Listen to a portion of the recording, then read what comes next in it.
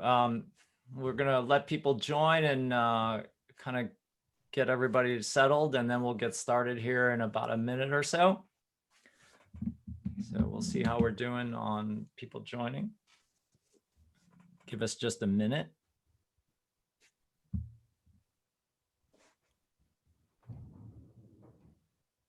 All right, why don't we get started? We only have about 45 minutes. We want to keep this quick for your luncheon. If you're on the East Coast, that is said, if you're on the West Coast, obviously you'll join in the sort of the morning hour. We are going to be talking today about the 5 marketing skills you should hire for today. I want to kind of run through our agenda really quick. We're going to do some introductions. We'll talk a little bit about the shifts in marketing priorities during COVID-19. Our guests today are from Ceres Talent. They've done some research on this topic. We're going to talk about the title sort of topic, which is the 5 marketing skills you should hire for today. I think you're going to see some interesting ones in that. The bonus skills, kind of what else to look for as you kind of look at hiring and look at the field of marketing today. And then recruiting tips for HR and marketing leaders. Okay, so with that, we'll get started. First, my name is Tim Ito. I am the co-founder and principal of a firm called Marketing Nice Guys. We are a marketing training and consulting firm. I have on with me Kathy McConnell and Sue Keith, who are both managing partners of Ceres Talent. I won't read their bio, but we'll kind of do it this way. They both have a lot of experience in as being marketers and consultants before Ceres Talent. They spent a lot of time together in the telecom and technology industries. I think what's interesting is they started one was in finance, which I believe, Kathy, you were in finance, and Sue, you were in accounting, correct? Yep. And they both figured out that marketing was really more their passion, and they have a passion for really helping companies connect with great marketing talent. Did I get that correct? Or that's about as perfect as it gets. Okay, terrific. All right. So with that one, all right, with that, why don't we get started? We're going to talk first about the shifts in marketing priorities during COVID-19. I think this is going to kind of set the table for the discussion a little bit. And one of the areas, and maybe Sue, I'll sort of pose this question to you first. One of the areas that obviously comes up is demand generation. And, you know, you've seen a lot of impacts on marketing recently in terms of demand generation. The opportunities really aren't the same as they once were, right? You can't put on live events and get leads. There's a lot of other channels that are kind of have been more limited. What are you guys, when you guys had your CMO roundtable and you talked about this particular topic, tell us a little bit about that. And what does that mean for areas like the digital areas of marketing and things like that? Right. Well, first of all, thanks for having us, Tim. And Sure. Kathy and I are both really excited to be here. And if maybe what our background says, don't take career advice from us, because Lord knows where you might end up. So we have spent a lot of time over the last few months talking with a lot of CMOs and participating in roundtables and one-on-one with our clients, and not just CMOs too, but some marketing leaders at all different levels. And I probably should preface this that just this conversation today is probably going to be mostly from a B2B marketing perspective, so from that lens. But we haven't forgotten about our consumer marketers. We're actually doing a webinar on consumer marketing trends next Friday, the 20th at lunchtime as well, lunchtime for East Coasters. So just a little plug for that there. But I just want to, for any of you online today who are more in the consumer marketing space, I want to just recognize that this is more B2B. But you mentioned trade shows and events, and I think I've been surprised at how much of marketing budget has been put towards trade shows and events and in-person type things. For sure. I guess I don't know. I think we've both been surprised that those were still such an important source of not just budget, but leads. I think we all remember the days where you'd put on a trade show. And I finally, at some point in my career, said, stop giving out tchotchkes, because all you get is a bunch of business cards that, they have no interest in the company. Right. They wanted the tchotchke. That's kind of how I view, they just want their free gadget or candy. But apparently it's still a really important source of leads for a lot of marketers. And is it funny how many of the folks we talked to have been, kind of stumped for a little while when those went away. Yeah. So as you won't be surprised to hear, all that budget has been shifted towards more digital channels. And not just digital, but mostly digital channels. Or as one of our clients said, we had to reallocate it before we had to donate it back to finance. So we're definitely seeing more money put into digital channels, both paid and organic. But really interestingly enough, and Kathy will touch on this a little bit more later, is we're seeing a little more focus on PR and earned media. Again, we've got to be careful because a lot of people think of these channels as free. They're not free because you need a human of some sort, whether it be in-house or agency, to actually manage all this. But they're free versus, putting money, let's say, to Google Ads. So, but what marketers have really been challenged with is we've gotten almost into this rhythm where each channel had its own almost predictable conversion rate. So if we put this much money into, and I'll pick one, email marketing, we're going to get this many top of the funnel leads, it'll eventually come down and we could predict it's going to convert into this kind of revenue. Right. And that's gone all sorts of wonky. Those predictions are there. We're hearing over and over, like, especially with SaaS companies, a lot of more people willing to take the demo meeting, but not willing to commit to the sale. Yeah. So the buyers have kind of dried up, haven't they? I mean, a little bit, obviously, during the pandemic. And then you've got, the whole webinar, call it webinar fatigue, Zoom fatigue. There was a lot of success early on with webinars in terms of not just attendance, but also lead gen. And then everyone's been seeing that drop as well. So I guess to get back to answering the question, definitely on the demand gen side, more money being thrown at digital where the events channels dried up. It'll be interesting to see, though, we have a client who came to us to hire a position because they needed to take their event money and put it into digital, and they needed a person to actually manage that. They've been doing it outsourcing. It'll be interesting to see, what the ROI eventually looks like on that. There's probably going to be a bunch of money thrown at it, and then there's going to be some rationalization that says, okay, we can only throw so much at this before, it's kind of like diminishing returns. But anyway, so that's what we've seen. And then Kathy also talked about this, but the one interesting thing we've heard over and over too is, as the coming in the door sales have dried, new logos have slowed down, suddenly marketers looking at the customers they already have and really thinking about retention, which they haven't really been doing in kind of what I call that MQL obsession that's been happening the last few years. Yeah, that's a good segue, Sue, because I think, as we kind of talk about the next topic, and Kathy, maybe you can kind of talk to this. It's really customer retention. Now, I would always argue that, a lot of marketers and a lot of companies, they forget that their existing customers are their best customers, and they really stop it once somebody makes a purchase. They stop the engagement. They don't necessarily do all the things that they need to do. So this came up also at the roundtable, I understand. So tell us a little bit more about kind of what the roundtable talked about in terms of customer retention. Yeah, so we think of it in retention, and it should honestly always be a focus: retention and growth and upsell. But with the leads drying up, as you both mentioned, we heard a lot of CMOs talk about relationship marketing. Like, that kept coming up. So when you think of retention, it's not just let's make sure at renewal time, that they renew, but how do you build those stronger relationships? And in doing that, we'll also talk a bit more about account-based marketing, which I think folks tend to think of as new clients, new prospects. Right. But with your existing customers, it is account-based marketing, to upsell, to help them engage with your product more, to be advocates for your company.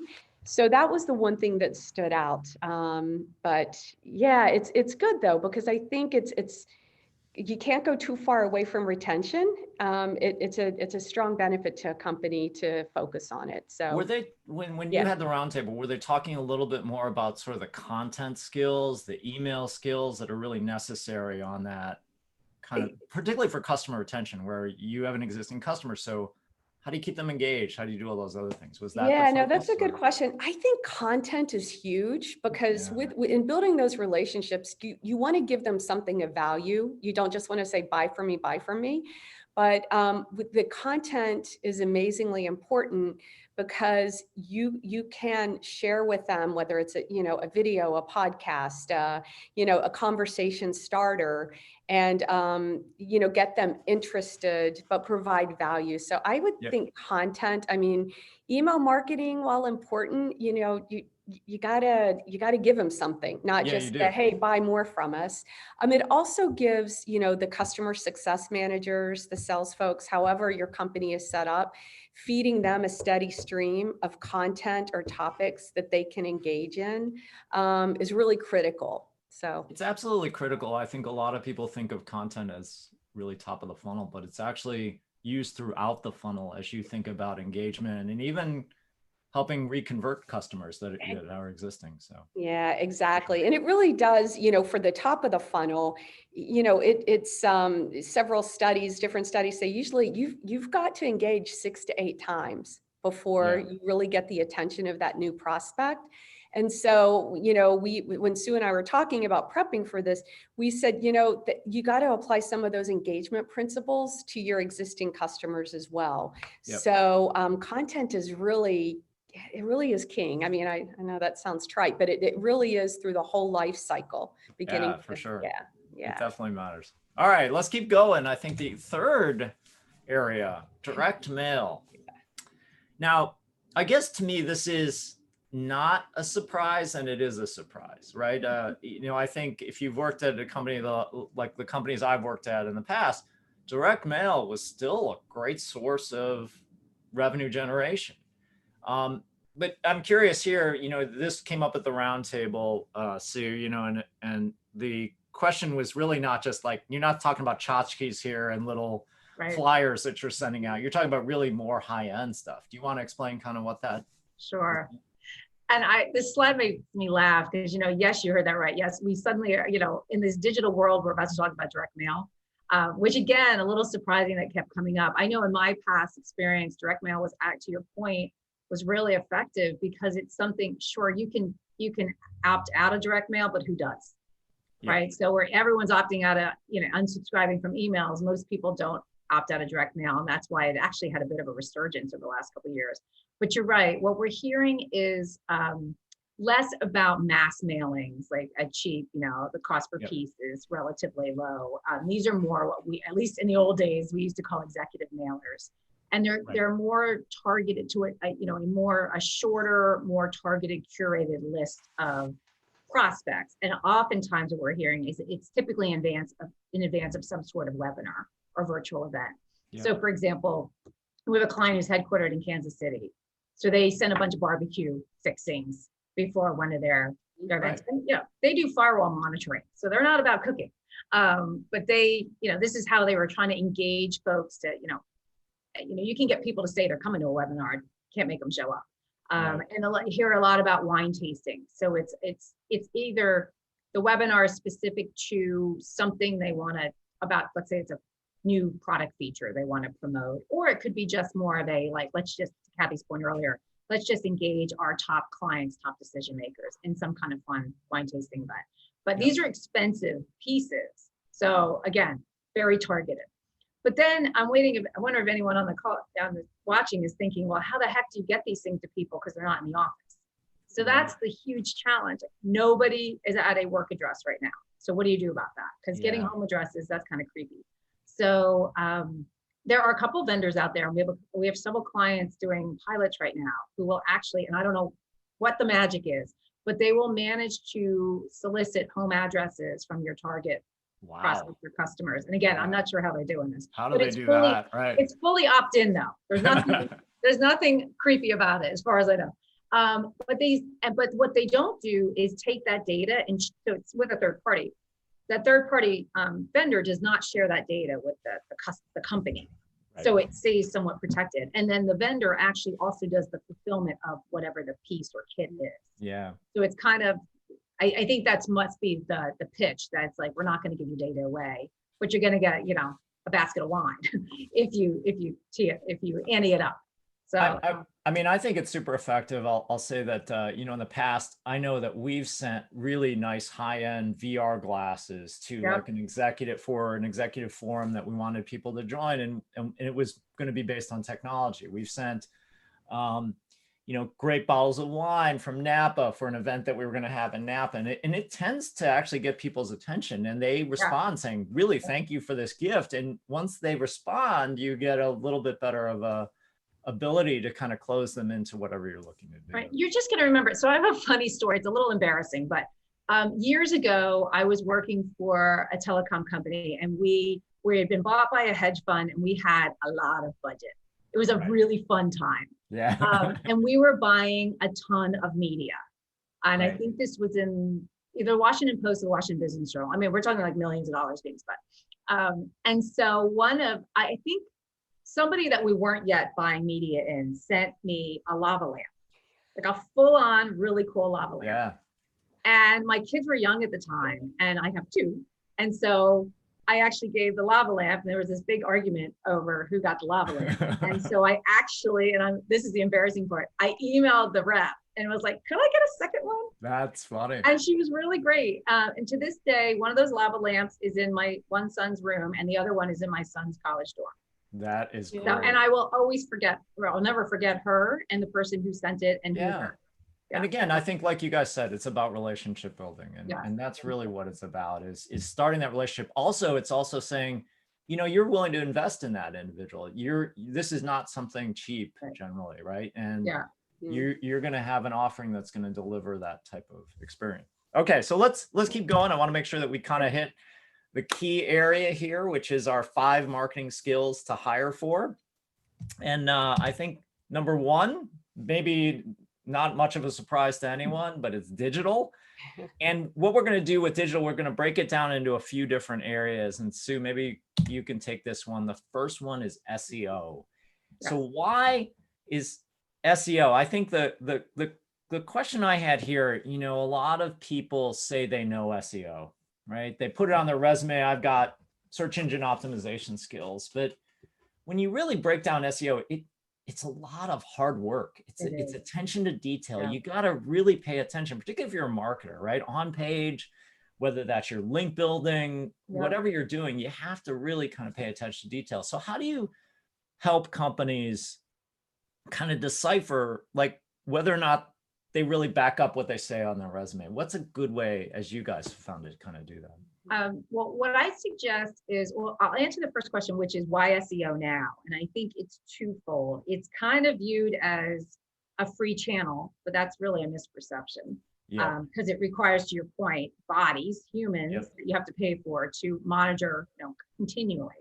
But I also think when we talked earlier about how conversions have, you know, are no longer predictable, marketers are looking at, okay, where can we, like little boosts of a conversion rate in this channel and that channel, just a little percentage point increase can actually make a big difference. So I think people are starting to realize that there's this whole, the website is a channel in and of itself, and really making sure, well, 2 things, website is a channel, but also making sure all that organic stuff that you're putting out there, back to content marketing, is doing everything it should do. So to answer your question about how do you really screen for SEO experience, I think it's helpful to look at SEO 2 parts. So the first part is what we'll call the keyword side of things. So this is where you're doing all your keyword analysis. There's a bunch of platforms out there to do this that are basically telling you not what you would search for your company, but what are prospective customers putting into that search bar. It may surprise you. And then you can also see what your competitors are doing. And, you know, you see a lot of, you know, companies buying up their competitors' keywords. That's more on the paid side, but so that's kind of, and then once you've identified keywords or key phrases, then you need to make sure that gets sprinkled into website copy, offsite copy, like content blogs, etc. So that's the first part of SEO. And then the other part is what, and we just kind of call it the technical stuff. And you touched on some of this. So this is thinking more about your website itself. So it's, you know, it's more, you know, page speeds, page loads, the tagging, the metadata, all those things that also factor into Google's algorithm. It's the backlinks, it's the authenticity of the site, all those things that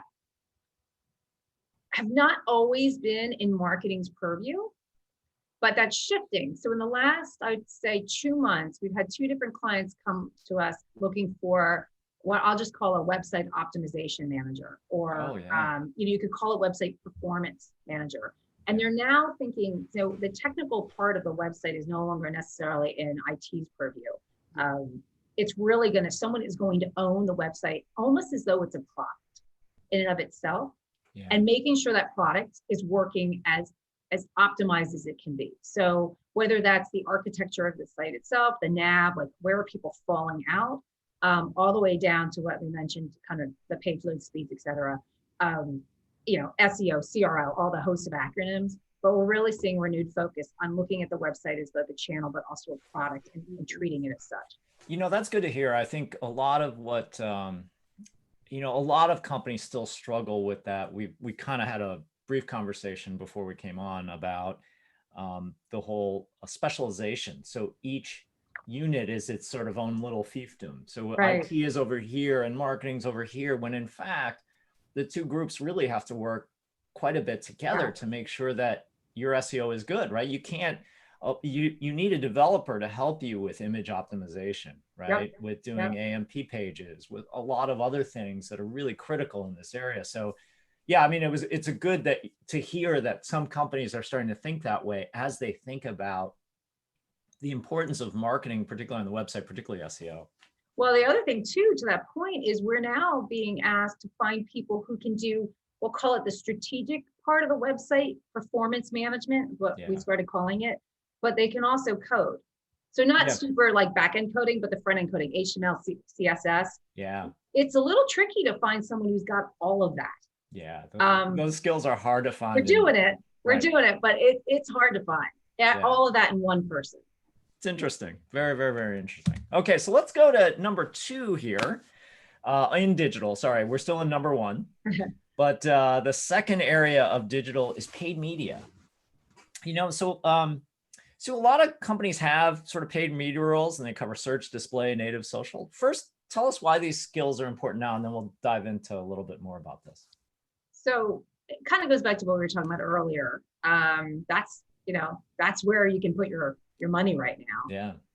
The challenge is we're talking about a lot of channels. So if you think about it, we're talking about Google Ads, Bing, Facebook, LinkedIn, Twitter, Pinterest. What else is out there? YouTube, Spotify. They just had some news about their ad network today. Podcasts.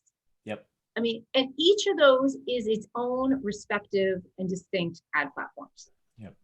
And so not only do you have to understand the channels, but you have to know all these platforms. So paid media roles, and specifically, have become really specialized. Yeah, they have. Not only because what our clients are now looking for is not only someone who can come up with this. Remember, there's always still campaign strategy behind this. So these campaigns running on these platforms are part of, I'm guessing, typically a larger campaign where these are some of the channels.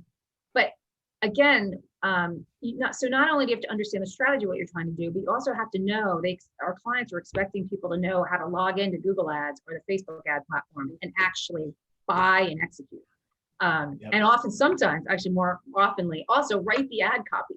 So again, going back to throwing it all in, now you got to be a copywriter too.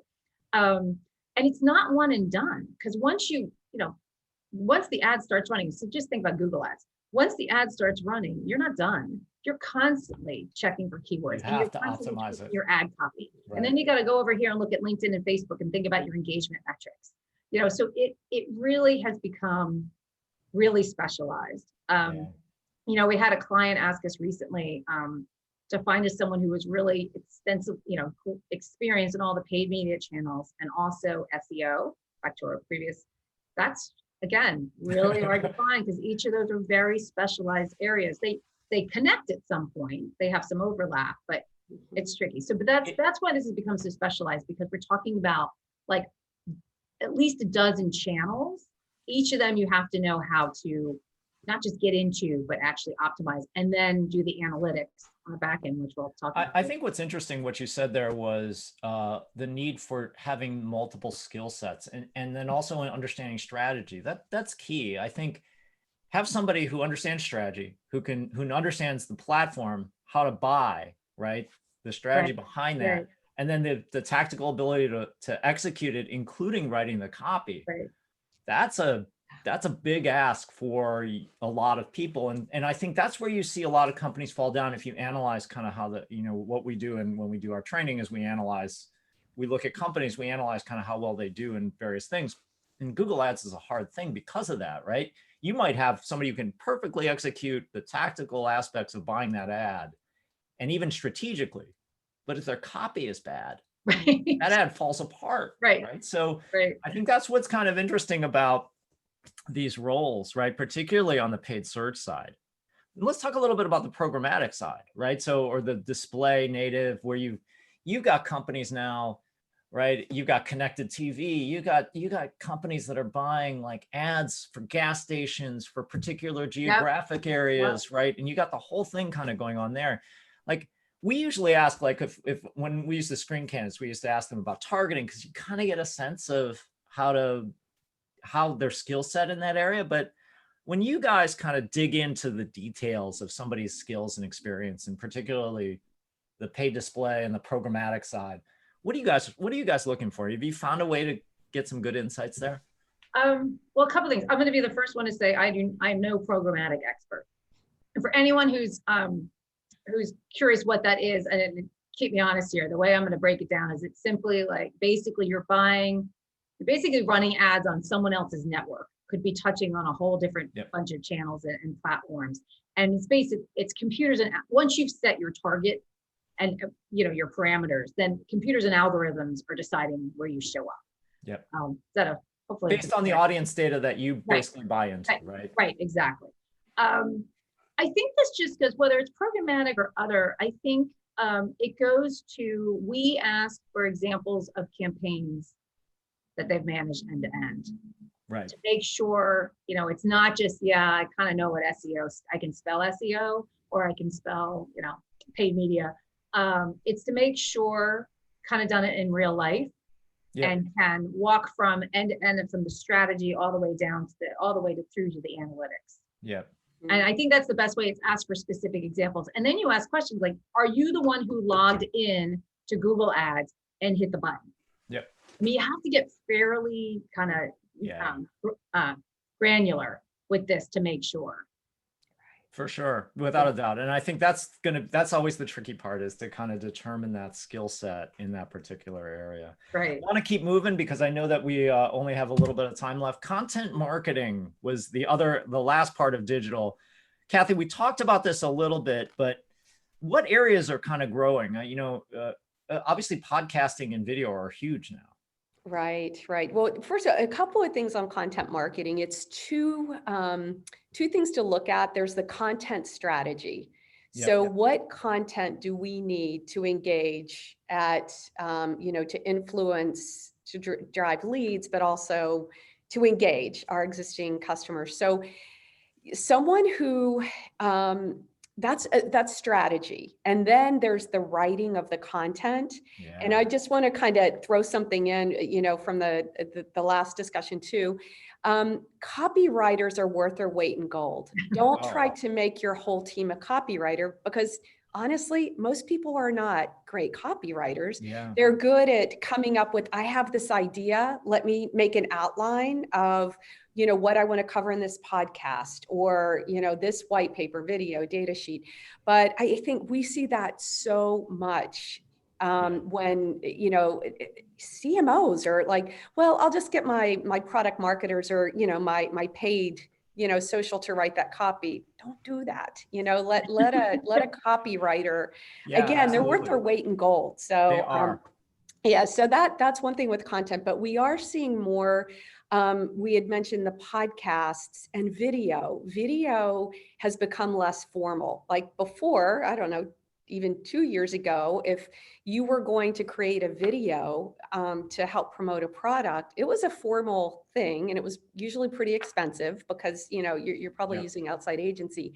But now it's just more informal. I mean, it can be your marketing associate, video using their phone, to video, it's that or good now. events like this. Yeah. So I think the video and podcasts where it's easily consumable, the shorter the better though. Yep. You know, those are the two key, key kind of new in COVID times, I would say. Yeah, for sure. And particularly as you see, speed improve, you're seeing, Yes. right, as you get a greater bandwidth, you're going to see more of these types of things, I think, because it just Right. makes sense. Absolutely. And this content, I mean, these, Yep. the webinars, the topical, we're just seeing a lot more of these. And again, shorter though, Yep. 30, 45 minutes, the hour-long webinars, you don't see those as much. Yeah, no, it's true. Totally true. Yeah. All right, Kathy, you're going to take number 2 here. The skill number 2 is PR and social. I think one of the things that we see is that obviously marketing and communications are coming together a little bit more. You're seeing a merging of functions, maybe even to one. So what are you guys kind of seeing? Why is this sort of skill number 2? Yeah, well, first of all, I think social is just a table stake. A few years ago, a company would say, "Oh, I might do a little social," but it has to be tied at the hip with your overall strategy. And a lot of times that includes the ringleader might be the PR person who's taking on more social. We see that ask a lot more. It's usually not just a PR person anymore. They need to know PR, but they need to know social. And that's because social is such an important PR PR avenue. So those skill sets are really dovetailing. And before, you used to see them reporting into different areas. Social before could have been, part of your marketing communications role. But now we are seeing them morph into the same role. Yep. Yeah. No, I think that's where it's kind of interesting. I think with social, you're seeing also the need for people to really have a sense of the strategy. Yes. Right. The ability just to post and maybe use different software to post to multiple places, and maybe you can come up with a copy, but you have to understand, like, social is part of a larger strategy. It's not just right that you just post in social and you're doing it for fun. There's a real strategy for what you want to accomplish there, right? And I think finding those people has to be kind of interesting. Right. But you're right. It has to be an integrated campaign. You very rarely are going to have a one-off post. It's part of a larger strategy. So you're exactly right. Yeah. Okay. All right. Let's do number 3. Okay. Account-based marketing. Now, why is this sort of skill number 3? Obviously we're talking about B2B here. This is not really a B2C thing, account-based marketing. So you mentioned sort of the pivot toward this during COVID-19. I'm curious about the skills here, right? Obviously there's some great outreach platforms. You have to know those platforms. What are companies looking for as we look at account-based marketing being one of the skills?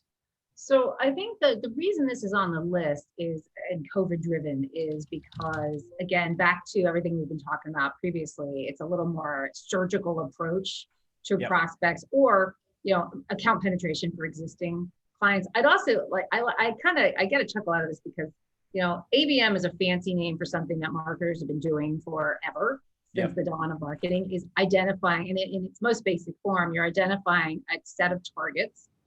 It could be, to Kathy's point earlier, it could be new logos, or it could be further penetration to it. Let's say IBM you've got. So it could be 10, it could be 1,000. It really depends on the company.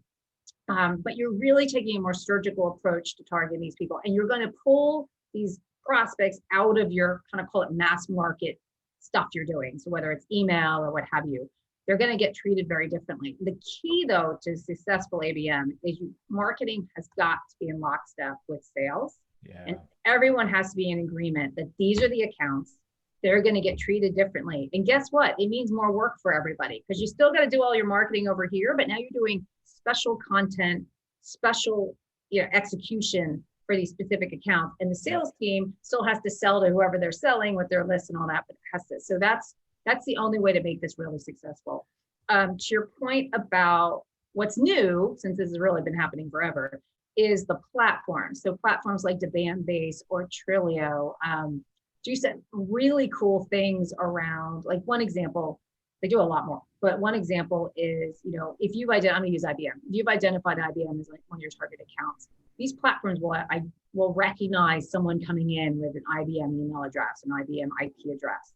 Yep. And with that recognition, your website, let's say, may serve up different content. They might see a different homepage. They might see a different pitch or promotion.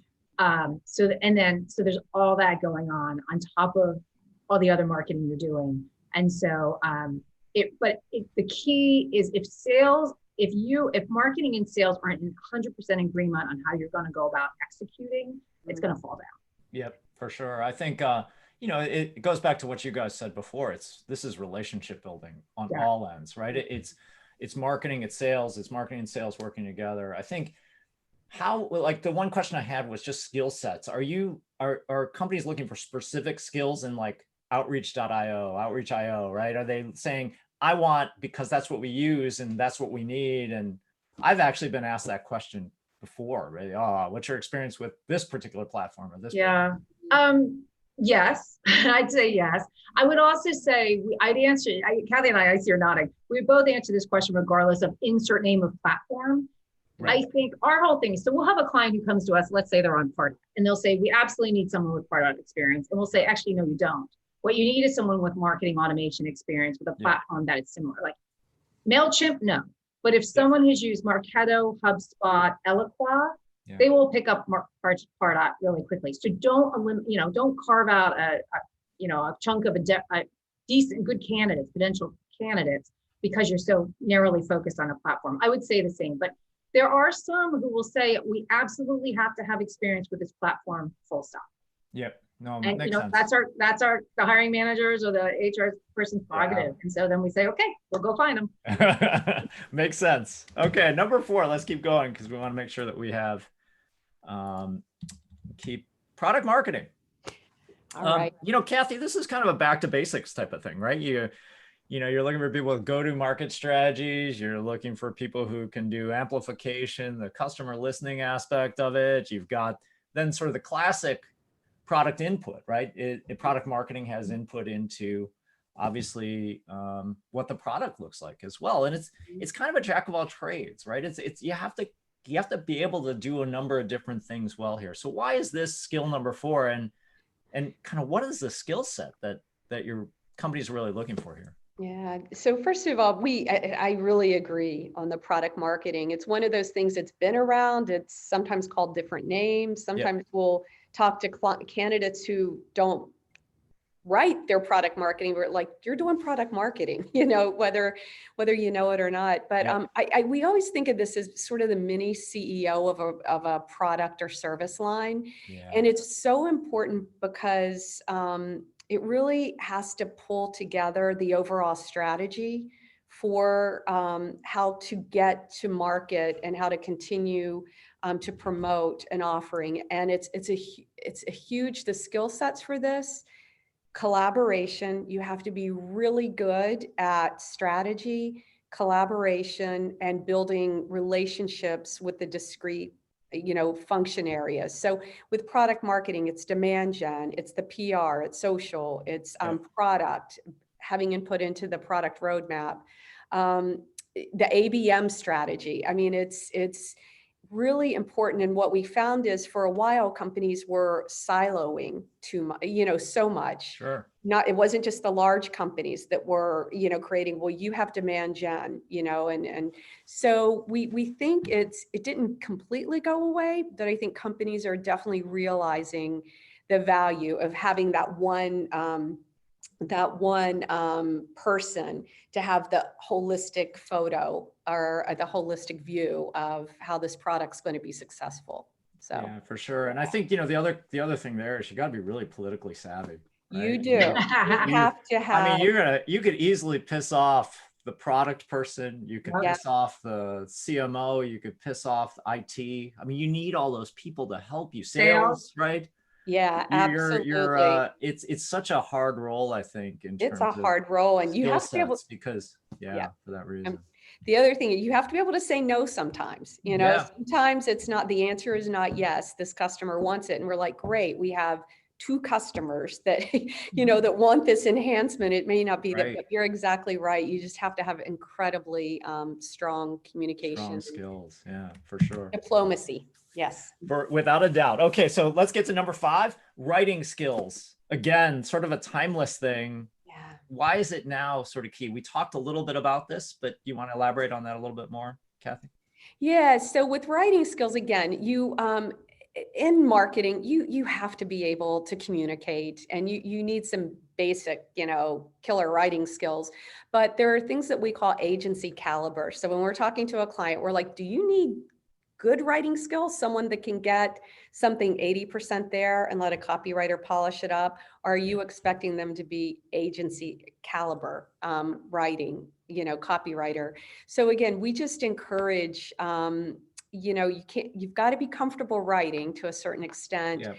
but the folks that are hiring and managing really don't try to turn your product manager into a copywriter. Yep. You know, just you're going to beat your head against a wall. But you really need to have strong writing skills as a marketer. For that reason, would you say like short form copywriting is probably a little bit more important than obviously long form? Long form is really hard for people, right? So yeah, you know, that it's interesting that you asked that. I think short form can sometimes be the hardest to be quick and pithy, and, you know, to get that social. Yeah, but short form is way, it definitely has notched up in importance just because of our, you know, the social aspects. yeah. But yeah. Interesting. Okay. All right. So that finishes the 5. We're done with the 5. All right. Now we're on. Okay. We got about 5 minutes left. We have bonus skills. Kathy, you want to talk about this first one, which is design? So I'll give you a quick story. We had somebody in our group that was, you know, he did our email marketing, but he also had design skills. So in a pinch, we used him when design was backed up. We used him to help put together, you know, PDFs and other things like little ebooks and help us design like little pieces of an email. It's hugely useful, but I'm curious what you guys think about this too. It absolutely is. And what we find is the folks that have the design skills to go along with, you know, the demand gen and the SEO, SEM type skills are those that have been exposed and asked to within their organizations, kind of smaller companies. And those companies that were open to training existing people to learn new things. So that's one reason I love what you guys are doing, Tim and Bonnie, is you're helping managers develop, you know, folks within their organization. They may not come into it with those skills, right, but you're letting them grow and expand, and it really pays off because you know, the more versatile somebody is, you're just, it's going to be much more effective and helpful to your team. Yeah, I think so. So. By the way, so if anyone has any questions, we're open to them. I know we're kind of running out of time. Want to make sure we get through this, but let's go to the next one real quick. So the next bonus skill, Sue, is CMS platform experience. And obviously, you know, if you work in one CMS, you could probably work in another, kind of what you said before about the different software platforms for ABM. But you know, here, what are necessarily the skills? I know for us, a big thing is workflow, right? The ability to kind of understand that workflow and be able to take people through it and have a systematic process to go about putting a piece of content on the website. Right. I think, yeah, it goes back to this, people are expecting everything and everybody. They're, you know, we call them the purple squirrels that we're pretty good at finding, but occasionally you just say you're not going to find all of that in a single person. Yeah. So, but yeah, it's becoming where it used to be. Kind of goes back to the conversation we had about websites. It used to be, as a marketer, you'd say, okay, we need this to go on the website. And then you knock on the door of the IT team and say, we need this to go on the website. Right. And the IT team says, take a ticket. So now more and more, it's kind of like teach a man to fish. I was working with a client a couple of years ago who, let's just put it, that the IT team wasn't particularly responsive. So the CMO's mandate was everybody on the marketing team needs to know at least how to get into, I forget what they were on, let's call it WordPress, and be able to do some basic content management. Right. Because we can't keep having this backup. And so that's an additional expectation we're seeing more again. again, it's like, okay, not only do you have to go be able to come up with a strategy, but you also have to write the email campaign. You got to come up with your target list. And now you have to log into Marketo and actually hit the send button, hope it goes well. But now you also, if you need a landing page, now we also, for that email campaign, now you need to create it. So again, this goes back, the reason we're calling this bonus skills is anyone watching, don't get too worried that you have to go now learn how to be an expert in everything, because that's just untenable. But this is where, if someone says, you know, against your point, Tim, about if you can help out the marketing team because you kind of bring some surprise skills to the table, that means you don't have to go wait on another group to do it for you. It can be really helpful. So we have one quick question from an audience member, and this was, if you've got a range of skills, should you highlight that one skill, or should you highlight that one skill that is just your specialization? You should highlight the range of skills. And it kind of goes to, it's an interesting question, right? Because obviously everything's so specialized now. So what would you guys say for that, for the person who was asking the question? Yeah. You want me to go?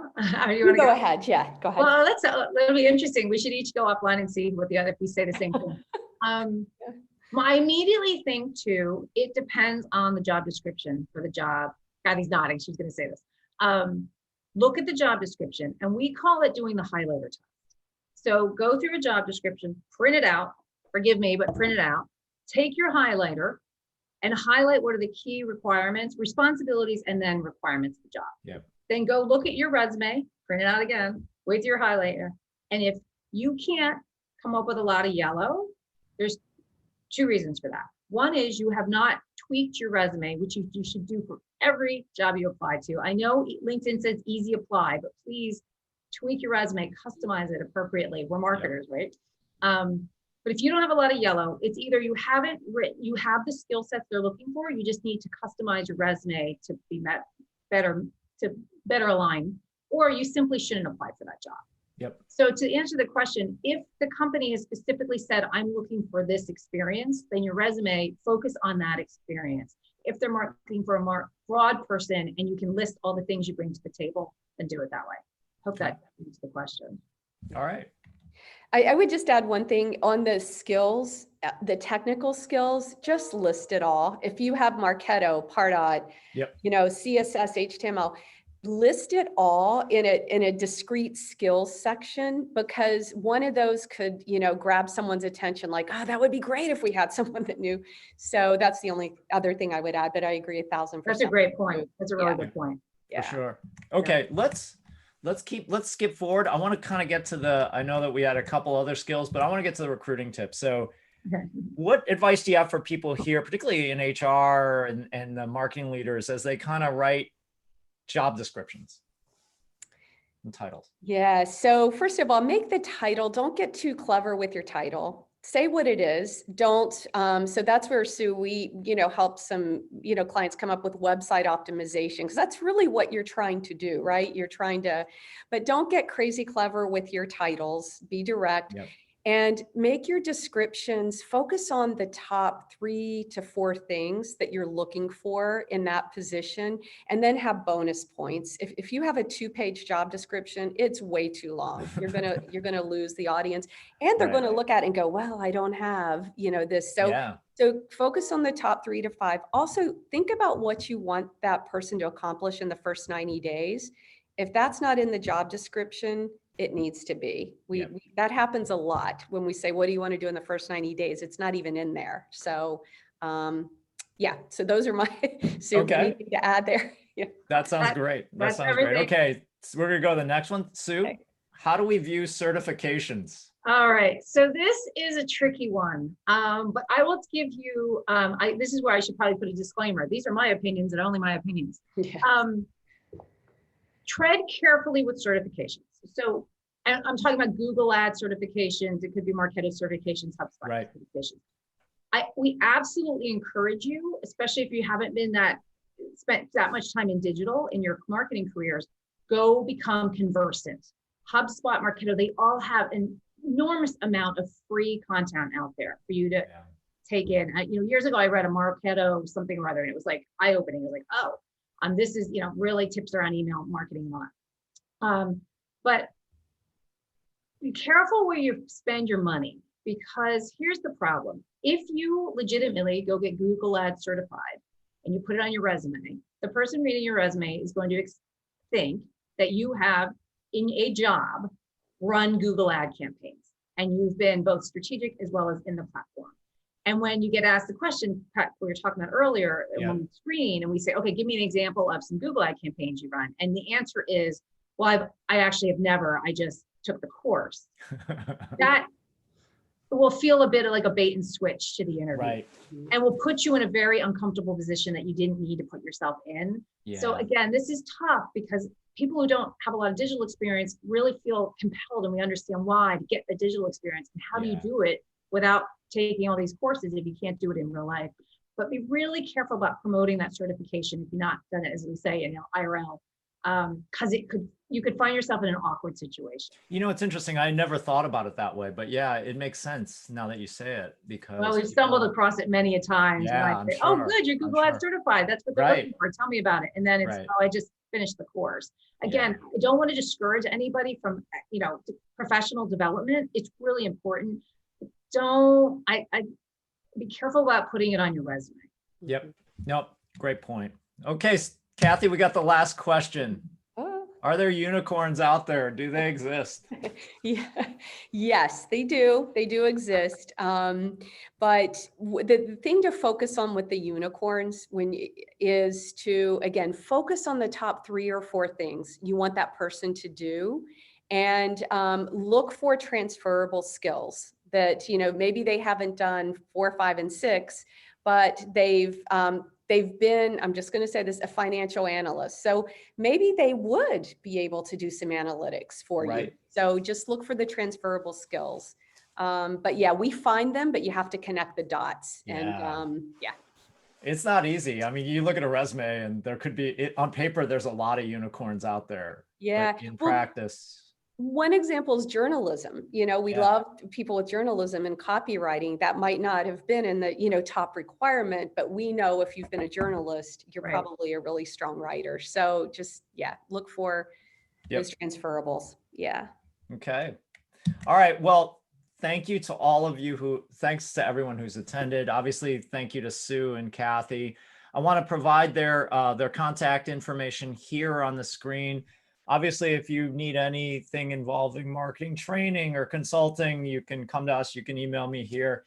If you need anything revolving, recruiting, staff and marketing staffing, please talk to Ceres Talent. These guys are great. Obviously, as you can see, they're really smart. They really know their area. So again, we want to say thank you again to Sue and Kathy, and thank you all for attending. I know we went a little bit over, but hopefully it was an enjoyable 50 minutes or so.